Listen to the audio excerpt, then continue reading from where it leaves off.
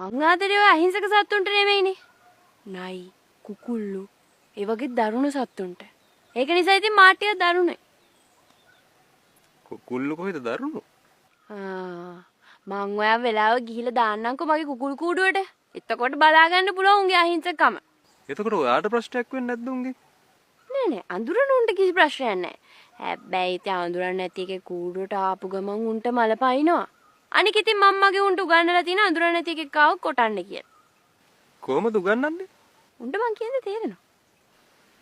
ඒක නම් කොහෙත්ම විශ්වාස කරන්න අමාරු කතාවක්. අවිශ්වාස කරන්න බැරි නම් ඉතින් නිකන් ඉන්න. මම ඔය කුකුල්ලු ගැන නම් දන්නේ නැහැ. හැබැයි නයි ගැන නම් ටිකක් දන්නවා. නයි ගැන? නයි ගැන කියන්නේ සර්පයෝ ගැන. මම නායක එක ටෙලිනාට්‍ය එක රඟපාලා තියෙනවා. එහෙම කොහමද නයි රඟපාන්න බොරුද කොහෙද? නෑ ඇත්ත. කාලයක් ලංකාවේ ටෙලිනාට්‍ය ගොඩක නයි රඟපෑවා.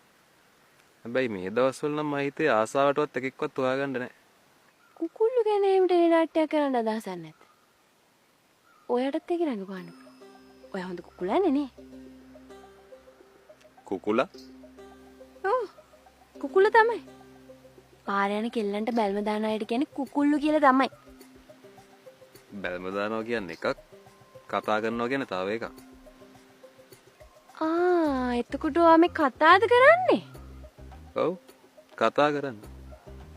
හරි. අපි එමු හිටමුකෝ.